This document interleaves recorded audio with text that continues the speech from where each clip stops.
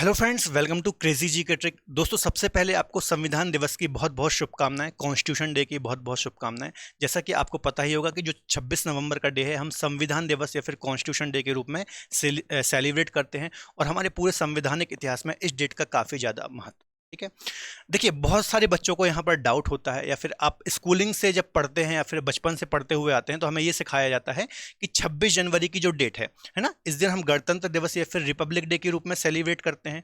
तो और इस दिन हमारा संविधान लागू हुआ था। तो आखिर ऐसा क्यों नहीं है कि 26 जनवरी को ही हम संविधान दिवस के रूप में सेलिब्रेट करते हैं या फिर कॉन्स्टिट्यूशन डे के रूप में सेलिब्रेट करते हैं? आखिर हम 26 नवंबर को ही क्यों सेलिब्रेट करते हैं? तो इन्हीं सारे टॉपिक्स के बारे में आज हम यहाँ पर डिटेल में डिस्कस करेंगे, तो आप वीडियो को अंत तक जरूर देखिए। चलिए देखिए, हमारे संविधान में ये 3 प्रमुख डेट आपको देखने को मिलती हैं। एक डेट है 15 अगस्त।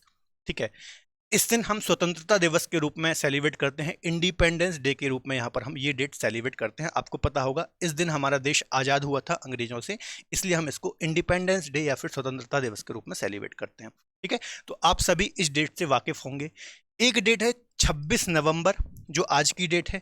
इस दिन हम या फिर इस दिन को हम संविधान दिवस या फिर कॉन्स्टिट्यूशन डे के रूप में सेलिब्रेट करते हैं। ठीक है, और एक डेट है 26 जनवरी, जिसको हम गणतंत्र दिवस या फिर रिपब्लिक डे के रूप में सेलिब्रेट करते हैं, है ना। और हमें ऐसा सिखाया जा रहा है बचपन से कि इस दिन हमारा संविधान लागू हुआ था। क्या हुआ था?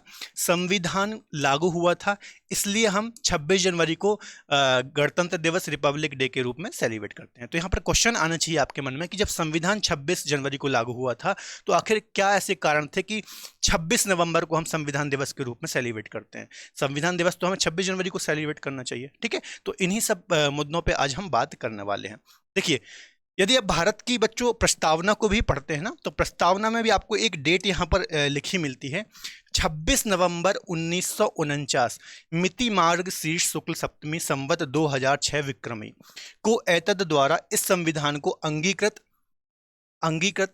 अधिनियमित और आत्मार्पित करते हैं। मतलब इसका मतलब क्या हुआ कि बच्चों, हमारा जो संविधान था, ठीक है, देखिए आपको पता होगा कि हमारी संविधान सभा की पहली बैठक कब हुई थी? तो हमारी संविधान सभा की जो पहली बैठक हुई थी वो 9 दिसंबर 1946 को हुई थी, है ना। इसकी अध्यक्षता किसने की थी? सच्चिदानंद सिन्हा जी ने की थी, जो कि पहले अस्थायी अध्यक्ष थे। ये सारी चीजें आपने पॉलिटी में पढ़ी होंगी। ठीक है, और लगभग हमें जो हमारा संविधान है, इसको यदि आप देखेंगे तो बनने में लगभग कितना 3 वर्ष का समय लगा था, है ना। और 26 नवंबर 1949 को हमारा जो संविधान था ये बन करके तैयार हो गया था, है ना। बन करके तैयार हो गया था और इसको हमने एडॉप्ट कर लिया था, अंगीकृत कर लिया था, स्वीकार कर लिया था। इसको आप ऐसे समझिए। ठीक है, तो 26 नवंबर 1949 को हमारा संविधान बन करके तैयार हो गया था, इसको हमने एडॉप्ट भी कर लिया था। ठीक है, तो आखिर ऐसा क्या कारण था कि इसको हमने 26 जनवरी को लागू किया, है ना। 26 नवंबर को भी हम यहाँ पर लागू कर सकते थे, तो कुछ कारण तो रहा होगा कि हमने इसको 26 जनवरी को लागू किया संविधान को, है ना, 26 नवंबर को नहीं किया। तो इन्हीं सारे मुद्दों पर आज हम यहाँ पर बात करेंगे। ठीक है, चलिए तो स्टार्ट करते हैं। देखिए यहाँ पर बच्चों, हमारे भारतीय संविधान में एक यहाँ पर आर्टिकल है, आर्टिकल 394, है ना। इसमें देखिए क्या लिखा है, इसमें लिखा है संविधान लागू होने की दिनांक। संविधान लागू होने की दिनांक 26/1/1950 होगी। ठीक है, ये पहले से ही जो हमारे संविधान के निर्माणकर्ता थे उन्होंने डिसाइड कर लिया था कि 26/1/1950 को हमारा संविधान लागू किया जाएगा। ठीक है, वो कभी भी बन जाए।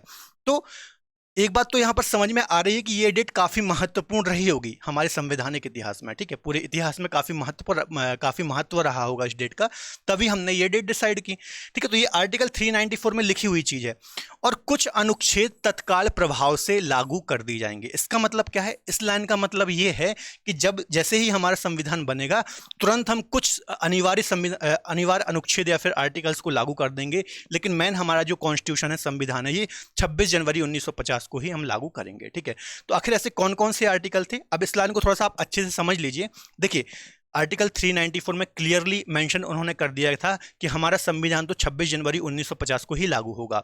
ठीक है, तो 26 नवंबर को, अभी मैंने आपको बताया 26 नवंबर को हमारा संविधान बन गया था, इसको हमने अडॉप्ट कर लिया था। ठीक है, और कुछ आर्टिकल हमने 26 नवंबर 1949 को ही लागू कर दिए थे। ठीक है, तो अब बोलेंगे सर आप ऐसा बोल रहे हैं कि कुछ अनुच्छेद 26 नवंबर को लागू कर दिए गए, जबकि मेन संविधान हमारा 26 जनवरी 1950 को लागू हुआ। तो ऐसे तो कुछ आर्टिकल 26 नवंबर को हमने क्यों लागू किए? तो देखिए, उस समय क्या था कि कुछ ऐसे मुद्दे थे जिनकी हमें ज़्यादा ज़रूरत थी उस टाइम पर। जैसे आप देखेंगे चुनाव से संबंधित मुद्दे हो गए, नागरिकता से संबंधित मुद्दे हो गए। तो ऐसे कुछ आर्टिकल्स को अनिवार्य रूप से तुरंत रूप से वहाँ पर लागू करना जरूरी था। इसलिए कुछ आर्टिकल्स को हमने 26 नवंबर 1949 को ही लागू कर दिया गया था। ऐसे लगभग 16 आर्टिकल थे, 16 अनुच्छेद थे जिनको हमने 26 नवंबर 1949 को ही लागू कर दिया था। देखिए कौन कौन से आर्टिकल हैं।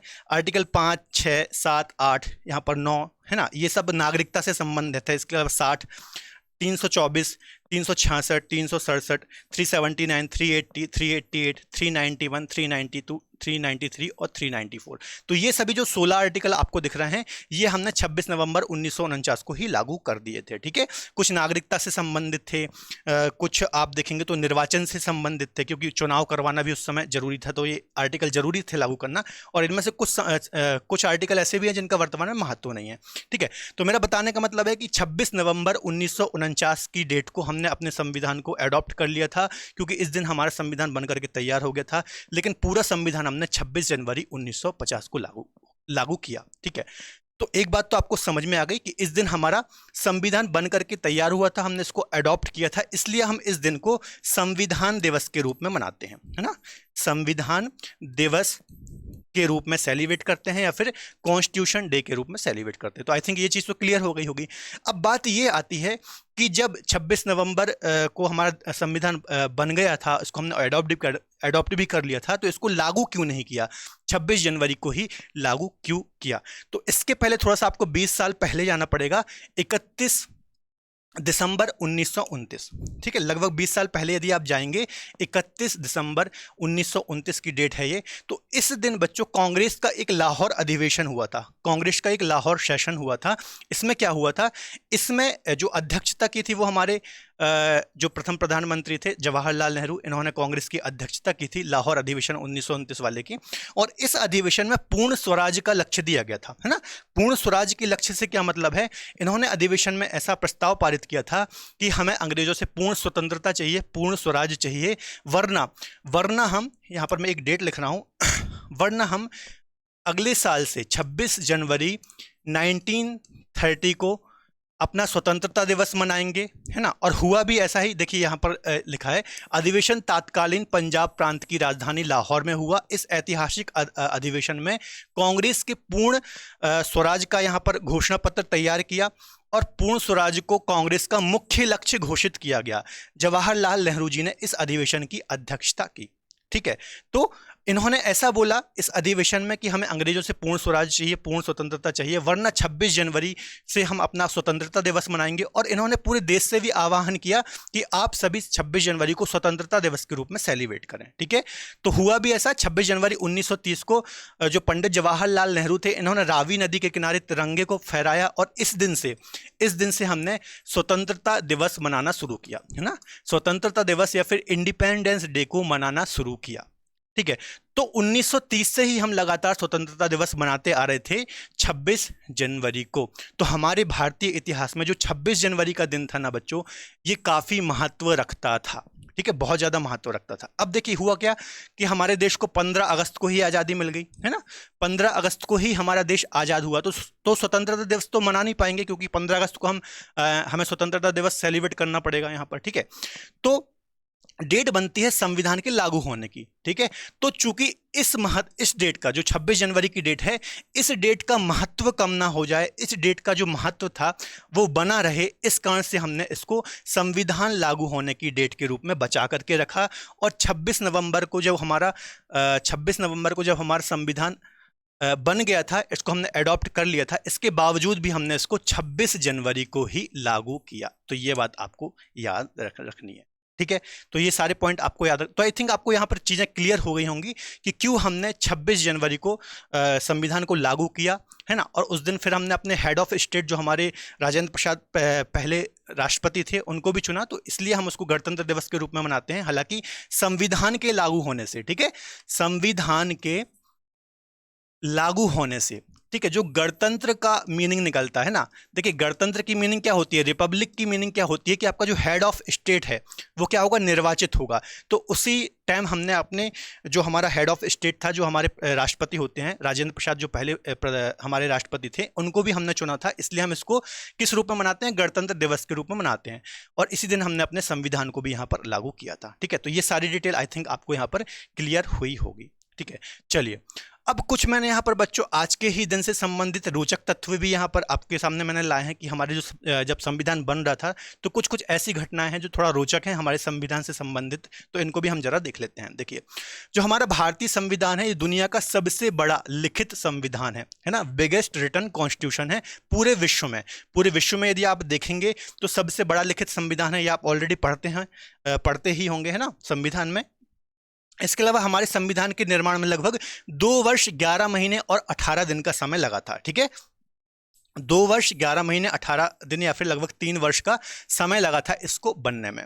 इसके अलावा जो हमारे संविधान के बनने में लगभग कॉस्ट आई थी, खर्च आई थी, वो 64 लाख रुपए के लगभग यहाँ पर खर्च आया था संविधान को बनाने में। इसके अलावा संविधान के अंग्रेजी और हिंदी संस्करण की असली कॉपी जो है वर्तमान में संसद भवन की लाइब्रेरी में रखी हुई है हीलियम बॉक्स में। ठीक है, अब देखिए आपको एक चीज जानकर के मतलब आश्चर्य होगा कि जो हमारा ये पूरा संविधान है, क्योंकि काफ़ी बड़ा हमारा संविधान था, लगभग 395 आर्टिकल थे उस टाइम, है ना।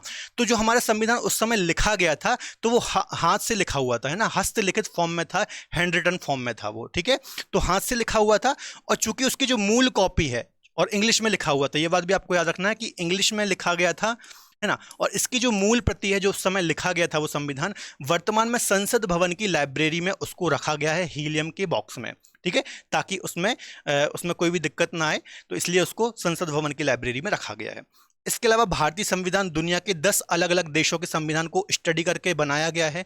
और उस समय जो हमारे संविधान में मेन जहाँ से चीज़ें ली गई थी वो था गवर्नमेंट ऑफ इंडिया एक्ट 1935। ठीक है, जो भारत शासन अधिनियम 1935 था, उससे ही हमने मैक्सिमम चीज़ें एडॉप्ट की थी।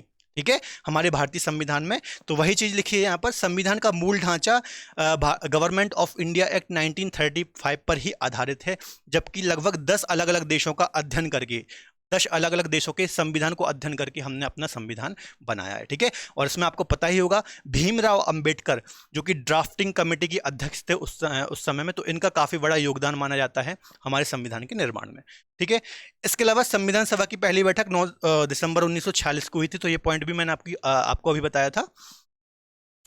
इसके अलावा एक पॉइंट यहाँ पर लिखा है, भारत का संविधान एक हाथ से लिखा हुआ दस्तावेज है, जैसा कि अभी मैंने आपको बताया था, हैंड रिटन फॉर्म में है ये। प्रेम बिहारी नारायण रायजादा ने इसे अपने हाथों से इटैलिक स्टाइल में इसको लिखा था। ठीक है, जो हमारा भारत का संविधान अभी मैंने आपको बताया जब लिखा गया था तो ऐसा नहीं है किसी मशीन का प्रयोग करके उसको लिखा गया था, हैंड रिटन फॉर्म में था। और इसको जिसने लिखा था कैलीग्राफी, प्रेम बिहारी नारायण रायजादा, ठीक है, इन्होंने इटैलिक स्टाइल में इसको लिखा था। यहाँ पर आप देख सकते होंगे ये प्रेम बिहारी नारायण रायजादा हैं, यहाँ पर भी आप देख सकते हैं। ठीक है, इन्होंने अपने हाथ से इसको लिखा था। ठीक है, अब यहाँ पर एक और इंटरेस्टिंग किस्सा बताता हूँ कि जो ये प्रेम बिहारी नारायण रायजादा थे, है ना, इन्होंने संविधान को लिखने में कोई भी कॉस्ट नहीं ली थी, कोई भी चार्ज नहीं किया था, कोई भी पैसे नहीं ली थे। उनकी बस एक शर्त थी कि संविधान का जो पेज रहेंगे उसमें बॉटम में मेरा नाम लिखा जाएगा और संविधान के अंत में इनके जो गुरु थे उनका नाम यहाँ पर लिखा जाएगा। तो इन्होंने कोई भी चार्जेस नहीं लिए थे संविधान को लिखने के लिए। इसके अलावा इसके हर पन्ने को शांति निकेतन के 2 कलार वेवहार राम मनोहर सिन्हा और नंदलाल बोस इन्होंने अपने हाथों से सुनाया था। यदि आप संविधान की मूल कॉपी देखेंगे इंटरनेट पर आपको मिल जाएगा, तो यहाँ पर बीच में इस प्रकार से चीज़ें लिखी हुई हैं, है ना, और यहाँ पर आप देखेंगे साइड में पेंटिंग्स बनी हुई हैं ना, काफ़ी अच्छी अच्छी पेंटिंग्स वगैरह हैं, ड्राइंग वगैरह हैं। तो ये जो ड्राइंग का काम किया था ये बेवहार राम मनोहर सिन्हा और नंदलाल बोस ने किया था। ठीक है, और लिखा किसने था, तो लिखा था प्रेम बिहारी नारायण रायजादा ने। ठीक है, तो आई थिंक आपको चीज़ें क्लियर हुई होंगी। 26 नवंबर का आपको महत्व समझ में आया होगा और 26 जनवरी को हमने इसको क्यों लागू किया संविधान को, तो ये चीज़ भी आपको आई थिंक क्लियर हुई होगी। ठीक है, तो इसके अलावा एक पॉइंट यहाँ पर और ये इसको भी आप थोड़ा देख लीजिए कि इसके परामर्श पर हमने संविधान दिवस को मनाना स्टार्ट किया।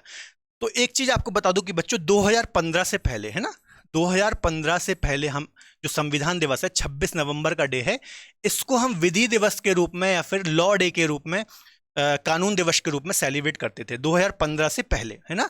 लेकिन 2015 के बाद इसको हमने नाम चेंज किया और संविधान दिवस के रूप में हमने इसको सेलिब्रेट करना स्टार्ट किया, ठीक है।